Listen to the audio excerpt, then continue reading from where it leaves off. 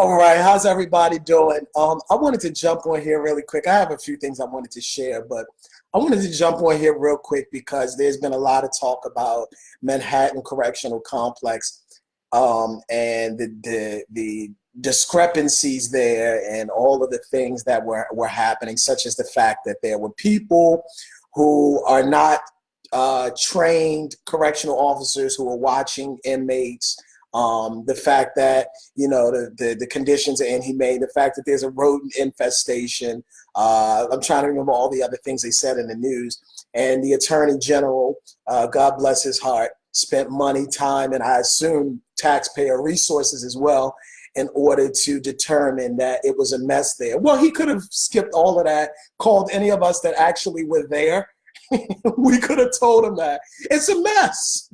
It's a mess. They said they replaced the warden. Good. Good.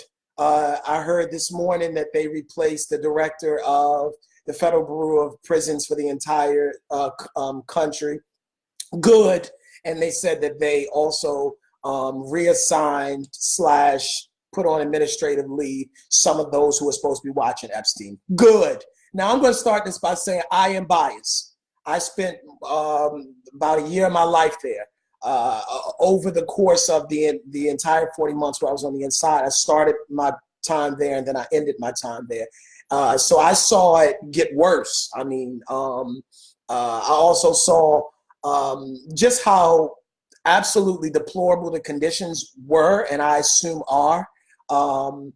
It's funny, this week I ran into about 3 different people who I was in prison with there, which is weird because now, especially since I've left Exodus, my work really doesn't bring me too much in the same sphere as people who I had that past with. But literally this week, I've run into like 3 people that I was in MCC with. And one of the guys that they said, yo, you remember when we were in there, I told you some rich person was going to end up coming here and they were going to, because of whatever would happen in the media, people would get wind of how bad it is in here. And it's true, he had told me that. That was about 2 years ago. So I have to start by saying that because I was telling my mom some of these things when she was telling me what she heard on the news. And I said, that's why I don't watch the news, because one, they get it wrong. When they tell you how bad it is, particularly on the inside, a lot of times it's worse. A lot of times it's worse. But I am biased because I saw it. I actually worked suicide watch when I was there. So the same place where they said Epstein was actually being held. And I can, I have many stories. I watched people's lives. I watched people fall apart. I watched how they put people in these cells. I'm talking about for the suicide watch part. And my duty when I was working it, and any of the inmates' duty who were working it, because how it works is, for those who don't know, I guess you should know this. When a person is placed on suicide watch, they could be placed there either because the person has identified themselves as being a suicide risk, or the jail has. And maybe the jail has done it for retribution. Sometimes the jail just does it. Oh, you want to play games? We're going to put you on suicide watch. And there's 2 levels of suicide watch. One level is where, I forget the name now. It's been a while, about a year and a half, so I forgot the exact names. But the first level is when they're just watched. The second level is when they're stripped completely naked and they're put in what's called a rip-proof smock, a blue, ugly smock. And so they're not like bare naked to the person that's watching them, but they are naked under the smock, and they cannot be given anything, whether it's a pen, because we were told that these people could kill themselves. And if they do kill themselves, it's on you. So that's the first thing that you should know, that those who are watched on suicide watch are not watched by staff. They're watched by inmates who are often paid something like 15 cents an hour. I think that's what we were paid, 15 cents an hour. Now they're put into a cell, and it's a special type cell because, one, there are 4 cells that are suicide watch cells in MCC. 2 on one side, 2 on the other, on this special type floor. It's a special section of a floor, and the person has to be, of course, cleared in order to work that. And this cell has an open window where the door is, and then next to the door, it's nothing but glass, so the person can be watched. When a person's on suicide watch, they're watched 24/7 in shifts of 4 hours each. let me get this right. It's either 4 or 8 hours. No, it's 4 hours each. So typically an inmate companion, that's the people that are called that watch the others who are on suicide watch. 6 people might watch them in one day because it's 6 4-hour shifts in 24 hours. But depending on, you know, how things work, a person, inmate companion might stay there. There were days that I worked 12 hours in one day, just watching different people. And it's interesting because I learned a lot about people during that time, because even though so think about it this way, there's 4 cells held for people who are suicide watch. And then there were typically, if there's 4, obviously, if there's 4 people being watched, there's 4 inmate companions. So you had 8 people in this kind of tight sort of space, 2 on one side, 2 inmates on one side, 2 inmate companions, 2 inmates on another side, 2 inmate companions. What's up, y'all? I don't know what happened the last one. I was talking about MCC and Epstein and my time there and how crazy that jail was, and it just cut off. So maybe I need to move to another subject. I don't know. I know the president's special advisor, Kelly Conway, said that people be watching you through these microwaves. So I got to be careful out here. All right, what's up, y'all? I just want to share a few quick things and then I'm going to move on. I was really just saying in the last broadcast, and I'll bring it to a quick nutshell, was that our Attorney General William Barr didn't need to go through the whole rigmarole of an investigation to determine that it's a mess down there at Metropolitan Correctional Complex, the Manhattan Supermax Jail. Any of us that had been there, he could have just called us and we would have told him that it's a mess down there. And I've heard that they've reassigned some people and gotten rid of some folks, and that's good. That's good. I won't shed a tear over that, because some of them needed to go. Some of them need to go. So let me just say this. I want to say a few things and then I'll move on. How y'all doing? Thank you, y'all, for joining me. Y'all just bear with me right now. I'm just talking. I'm just getting some things off my chest because I watch this stuff on the news and I be yelling at the news. I don't watch that much news for this reason, because I find myself in a state of psychosis because I'm yelling at the television when I do watch the news. Because I'm like, of course, you know, they said, you know, there are a lot of people who are being watched in prisons and they're being watched by people who are not correctional officers. I'm like, yes, I know, we know that. But I guess you wouldn't know that if you weren't in there. Then they said there was a big rodent infestation and it's so bad that people are being bitten up. I was like, yes, we know that. But I guess you wouldn't know that if you weren't there. All right. All right. Let me move to a lighter subject. But before I move to a lighter subject, let me share this right quick. So the NYPD finally got rid of the guy Pantaleo, who choked Eric Garner. And Eric Garner said he couldn't breathe 11 times, and he was still choking him. And I know the NYPD, you know, they were trying so hard to hold on to this man. And look, I get it, because there are police unions who feel as though, you know, you can't attack us, talk about police officers, you can't attack us for doing our job. And I do think, for what it's worth, that police officers should be given a little bit more of, I don't want to say leeway, but let me say it this way. It's easy to do Monday morning quarterbacking. I'm not talking about Eric Garner, because to me, that's a clear-cut situation. But I'm talking about Monday morning quarterbacking in general. And it's easy to look back. It's like almost like, you know, whether you want to call it war, where you can look back and say, well, they could have done it differently. And you can't fire every officer for having made a mistake. Okay, granted.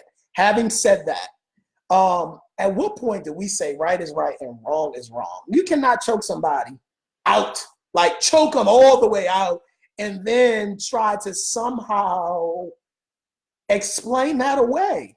And it's not as if this man is going to prison for taking another man's life, because that's what he did. It was really like murder, you know. We're just asking, can he not work on the force anymore? Can he not do that to somebody else? So I applaud their decision to remove him. Of course, it came late. And of course, it came as a result of Mayor de Blasio being pulled up on the carpet, because you running for president, but you still haven't even taken care of your house. Did I say taken care? taking care of your house. So having said that, let's move to lighter notes because we already know that there are that the penal system is screwed up, and I didn't get on here to do all that. I really came on here to say MCC is a mess, period. Yeah, you're right. You're right, Mikey. It's a mess. It's a mess. It's a mess. It's a mess. It's a mess. They need to shut it down. Well, MCC is symbolic and emblematic, if you will, of a much larger issue. And the issue, what's up, Donna? Y'all work with me. We just out here talking about how much of a mess MCC is. It's emblematic of a much larger problem.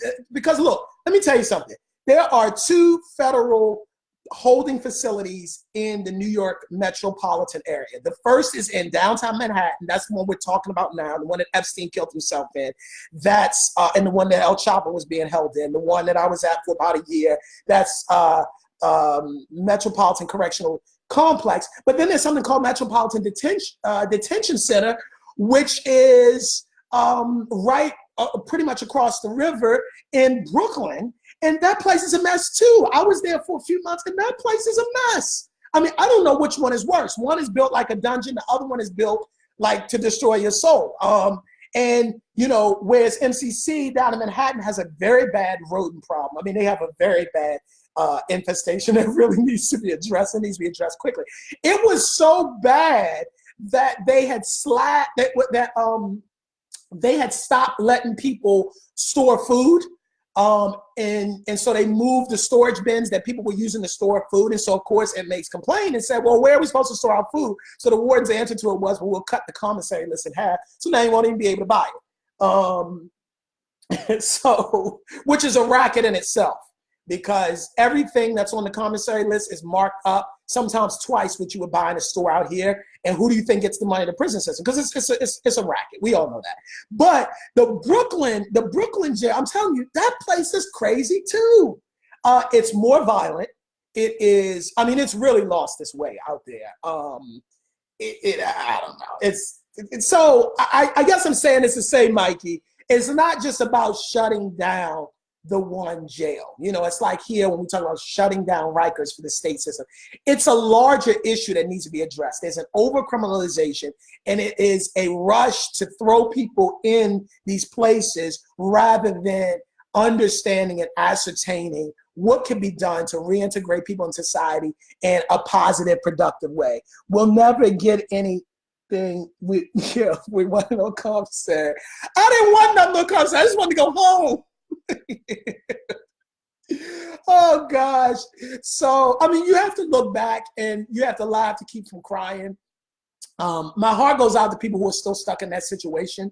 And I think people should know this, and I'm gonna say this and I'm gonna move on to another subject because I don't want to belabor this point.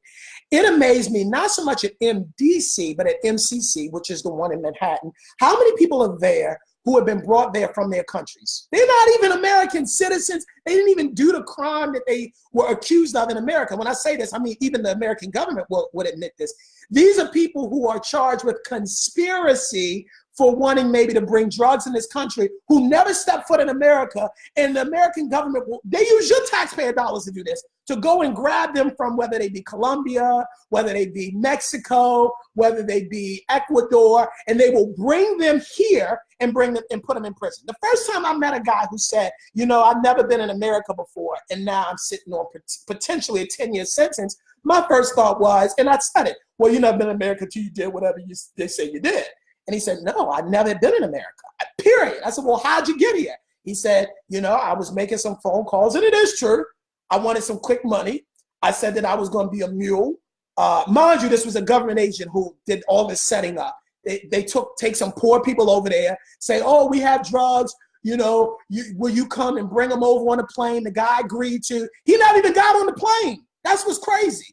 He never even made it to the airport. The authorities, I'm talking about U.S. authorities, went and picked him up at his house and flew him here and charged him with the conspiracy. So I say this to say, because you have this big, it is insane, Donna. You got this big effort here, and I don't want to get into politics here, but you got this big effort where people say, these immigrants need to go home.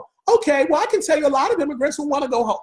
We want to talk about Mexicans coming here. How about the Mexicans we brought here? Because they don't talk about that with the media. And I can tell you, I know them personally, Mexicans we brought here who never did anything, who are only being prosecuted for what we call thought crimes.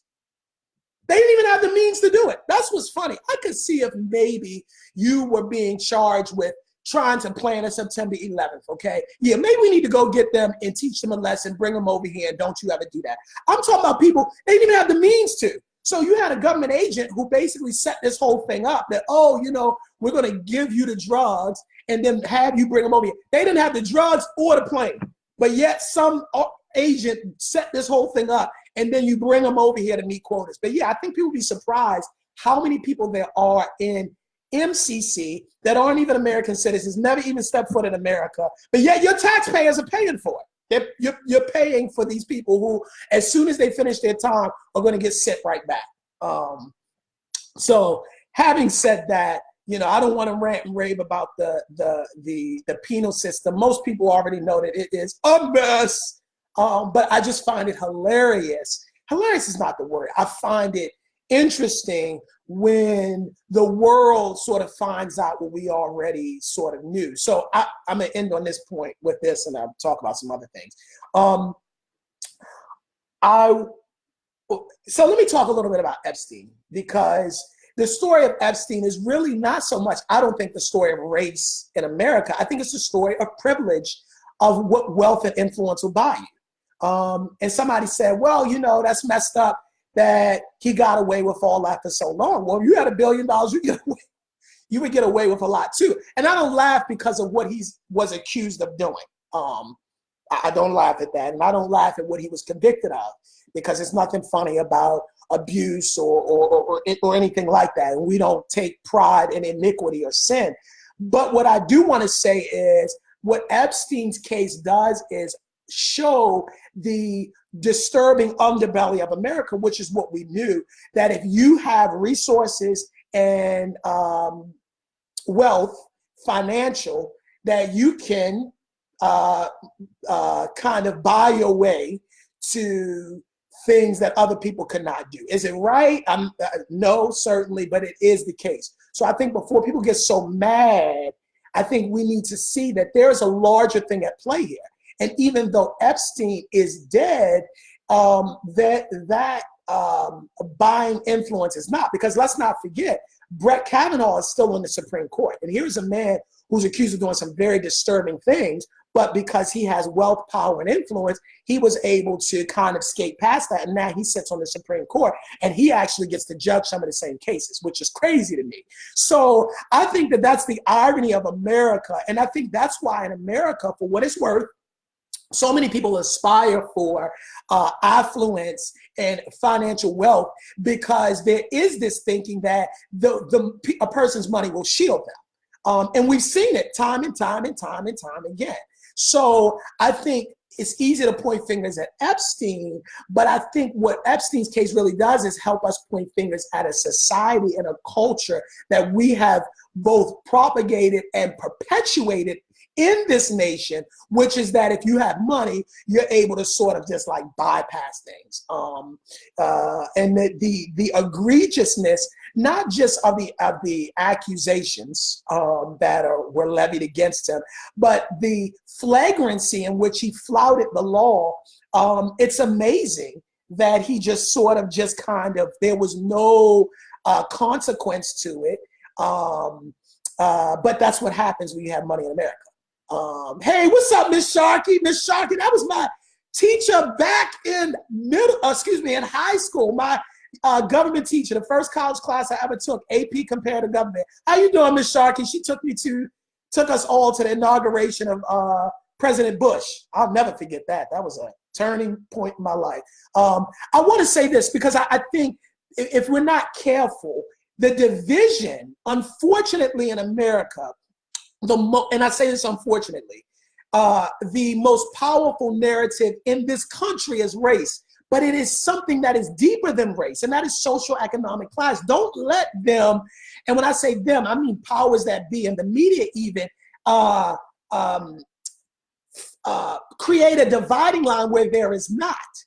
Because were Epstein poor and white, would he have been able to do what he did? Absolutely not. So it's not so much about race. Did it play a factor? Yes, but I don't think it played the majority factor.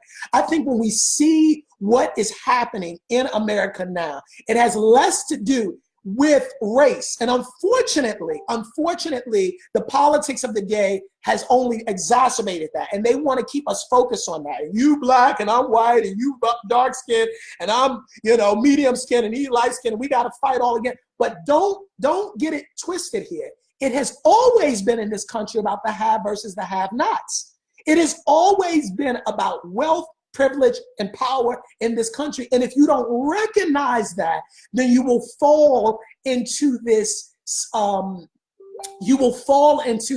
this hole where you're fighting things that really aren't happening and you're missing the enemy that really is. There is an effort to eliminate and to marginalize people in general that don't have.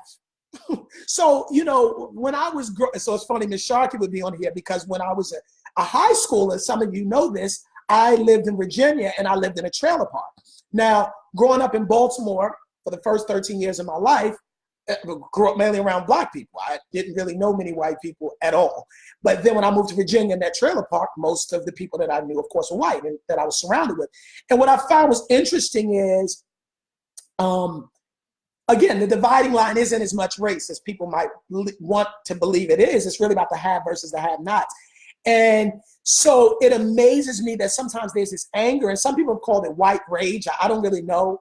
I'm not white and I'm not enraged, so I can't really speak on that.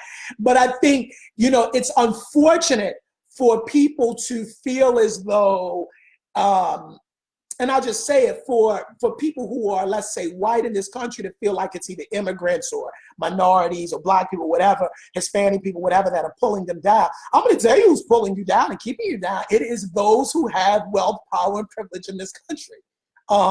And again, and I'm going to say this again, Brett Kavanaugh is an example of that. You saw a woman who was highly educated, highly sophisticated, and for all intents and purposes seemed credible to millions of people. And I'm talking about Blasey Ford, she's a professor. She was completely marginalized and shut up.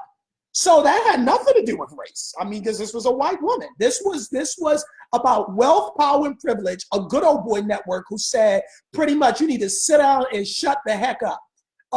And they marginalized her. And she ended up losing her positions and all that, which is crazy. She loses her positions for telling her truth. You're right. Keep those on the bottom divided. Exactly. And so that's why I'm very cognizant in how I use my voice and lend to things. It's easy to go on this thing. Oh, it's black versus white. But it's really not. It's really, really not. It's almost like, when you go in some neighborhoods and it's the Bloods fighting the Crips. Y'all both got to get up out the gutter. I mean, why are we fighting each other? People say when I'm, from Baltimore, as I've gotten old, you from the east side or the west side? You know what I mean? Because I'm east side, you west side. We don't really mess with each other.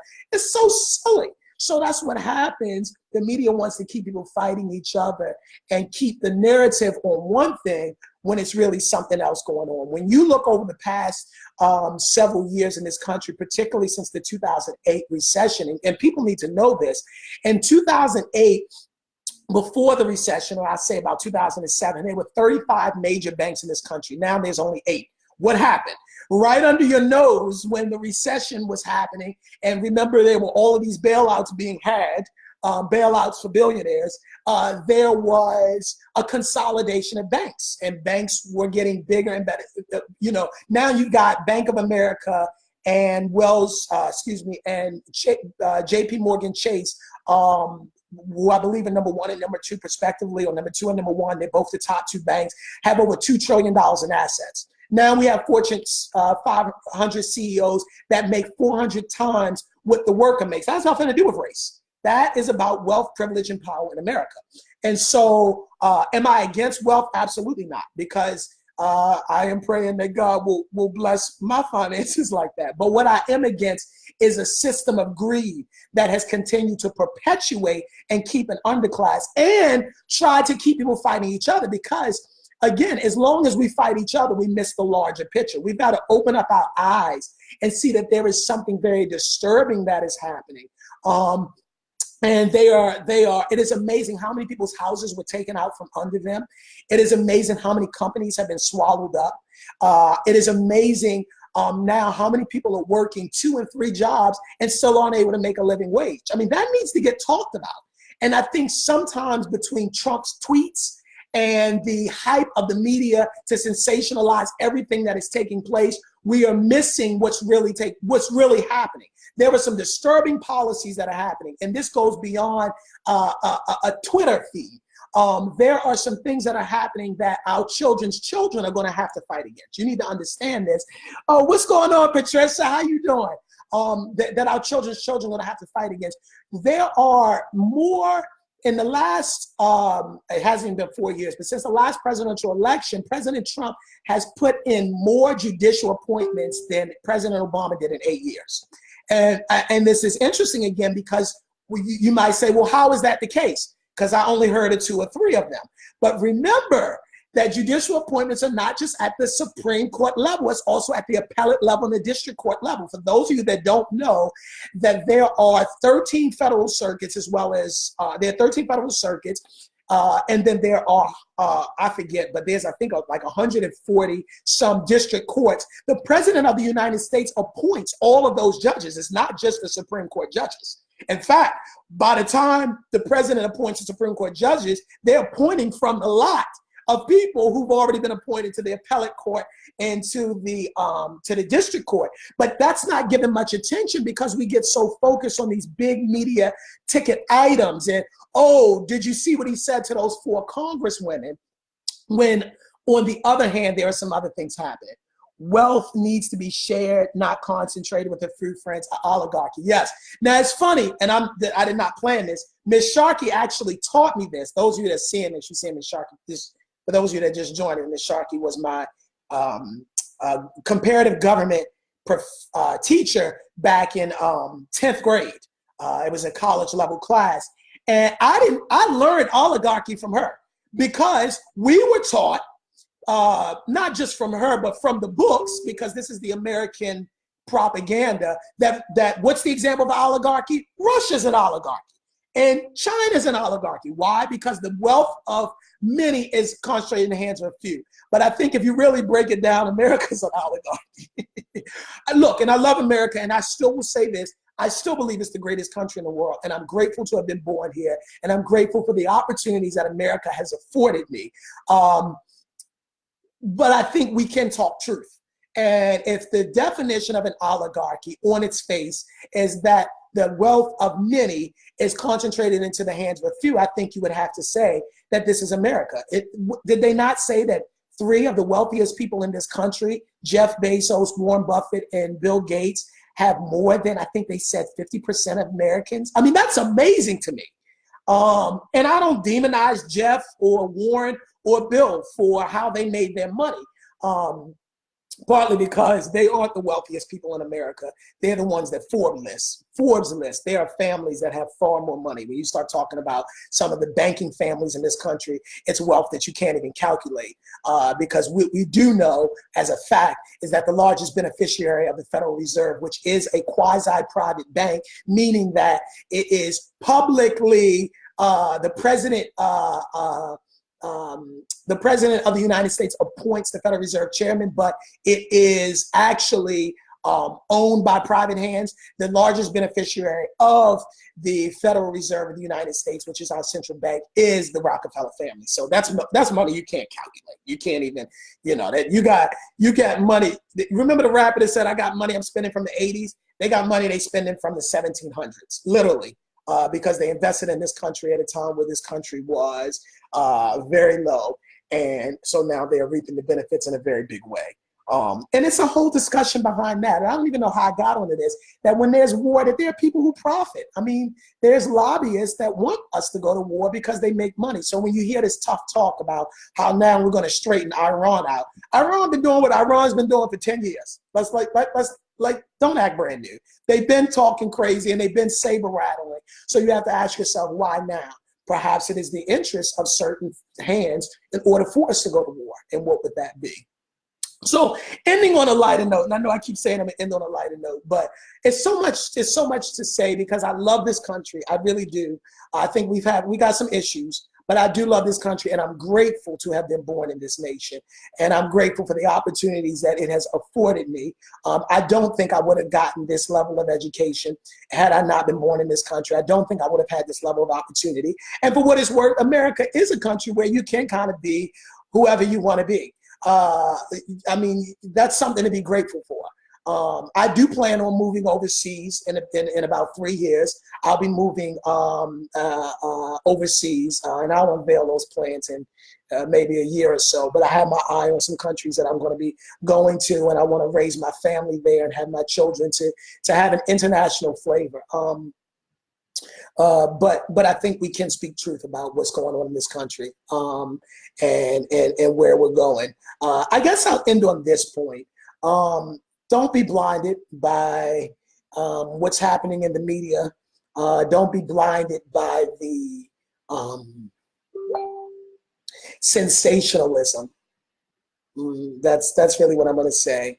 Don't be blinded by the sensationalism. It's so easy to get caught up in the hype of everything that's happening, and to miss the larger picture. My grandmother would always tell me that, rest in peace. Grandma would always tell me, Darrell, don't miss the forest for the trees. And that's sometimes what happens. We get so focused on, did you see what he tweeted lately? That we're missing that there is a larger agenda that's being pushed. And I don't want to even say it's necessarily being pushed right under our noses, but it's being pushed in plain sight. And you got to go in with this thing eyes wide open. You've got to understand that Donald Trump is not an aberration. And I'm going to say this really quickly about Donald Trump.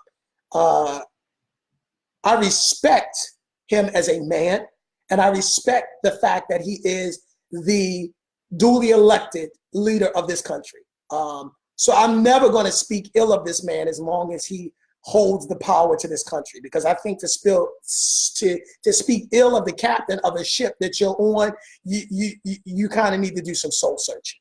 I've heard people say, I wish this about him and that about him. No. I don't wish harm to come to anybody that's the captain of the ship that I'm on, especially when the vice captain is twice as worse. And that's a whole nother thing. And I use that word vice captain purposely. The second thing is to understand is that he did not elect himself. So when we have a conversation about what was tweeted or what was not tweeted, or what was said or what was not said, you have to understand that there were 60-some million people who got in a car, a bus, a train, rode a bike, presumably some walked to the polls and voted for him, and continue to support him. My favorite thing that happened recently was when he was in the rally and he called the man fat pretty much, and he told him he needs to lose weight.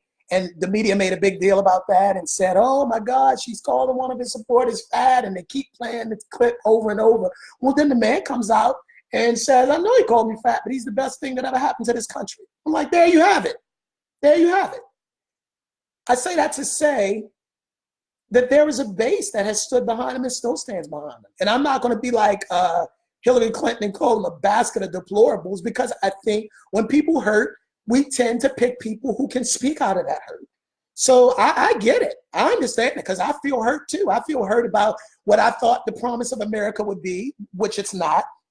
And so I understand the hurt and the anger, and I understand the rage that people feel. You vote these folks in, they go to the White House, and they seem to forget all about you. So I can understand why people want somebody in the office that's going to speak the same nastiness that they feel. You feel angry because you can only say nasty things when you feel nasty, when you feel a certain way. So that you got to understand that first. Anger always comes from a place of hurt. So that rage and bitterness, I can't blame them for wanting somebody that's going to get out there and say exactly what you feeling. F them and screw them and, tell them to go back home and all that. Because before we had to say it, hush, hush. but now we got somebody in the White House who's going to speak that race. So I understand it. And I think I understand it in a way that a lot of politicians may not, because I feel the same conflict. I think many of them love their country, but they also hate what they see this country's turning out to be. And I feel the same way. I love this country. This is the country of my nativity. I was born here. My parents were born here. Their parents were born here. Their parents were born here. This is the land that I know. And so I love this country, but I also hate what I see happening. So I understand wanting to elect somebody that speaks that language. However, there is a however. However, hate is never going to put out hate.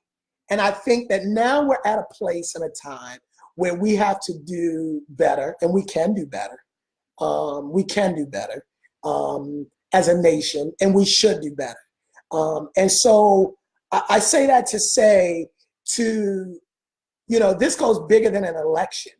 And I think whoever is to run in an election, whether it be versus Donald Trump or just in the future in general, they have to understand that he does have his finger on the pulse of many Americans, whether you like it or not. He understands their hurt. He understands their pain. He understands their bitterness. He understands their rage. He gets it. That's partly why he got elected the way he did. He gets it. And so we need people to not just speak to the intellect of America, not just speak to the moral, theoretical underpinnings of what could be, but to speak to the reality. And there's a lot of rage out there. I understand only people with low self-esteem feel the need to put others down, but you're right. He has a following no matter what he says. Yes. And I think because he understands, Donna, how to say what many people are thinking. And like I said, I get the rage. I absolutely get it because I feel it in a lot of ways as well. I say this carefully, but when Donald Trump was first running, I was like, I hope he wins when he first ran. Before I saw some of the things that were being said, because I felt that way. I felt that way. We need somebody because you got these politicians who all want to talk this nice language. You send them to Washington. What the heck are they doing? I mean, I still don't know what Congress does. I know what they do from a theoretical, I guess, position. And if you look it up online, I guess I know. But I feel like we can tell Congress to go home. And, that can save us a lot of money there. To me too. So I felt that rage and I felt that hurt and I felt like, dang, what's going on with this country? But where I kind of had to depart was when I saw that, wait a minute, we can't just spew out hate to other people and think that that's going to solve the issue. I mean, I think that you have to take that anger, and I had a mentor that taught me this at once, that anger is just passion needing purpose. And at some point, that passion has to be redirected into purpose. It can't just be anger for the sake of anger. And it can't just be nastiness. For what it's worth, people do look to this country for leadership, moral leadership, for what it's worth. We are the country that, kind of provided some level of leadership to the world. So I think we have a teeny bit in the president's word, a teeny bit of responsibility to kind of walk some of that out and then not just be outright nasty completely. And the bottom line is the immigrants aren't our problem. I mean, it's just not. I feel like, again, this takes it full circle. A lot of things we're pointing our finger at, they're not the problem. I mean, the guy who's coming over from Mexico, and whether he's bringing 5, 6, or 7 people with him, he's not really the problem. That's not the reason why you don't have a living wage that you're working, because they're not taking that job. Let's just be very clear about that. That's not the reason why taxes are crazy. That's not the reason why you don't have health care that really is indicative of what you need. That's not the reason why your elderly mother doesn't have prescription drugs that she needs. That's not the reason why Social Security is about to go bankrupt. It's just not. So we tend to point the finger at the wrong things. That's not the issue. But I understand when you have anger and you have hurt, and you have bitterness and resentment, you're just kind of finding a straw to grasp at. All right, let me go. I keep saying I'm going to go, and I really haven't gone. Thank you, y'all, for just kind of bearing with me as I went through all of my things today. And I will be back on later this week. Y'all have a productive week. Remember, no matter what you've gone through, you know, I got to put this in there. No matter what you've been through, no matter what has happened in your life, you can come back swinging. All right, take it easy.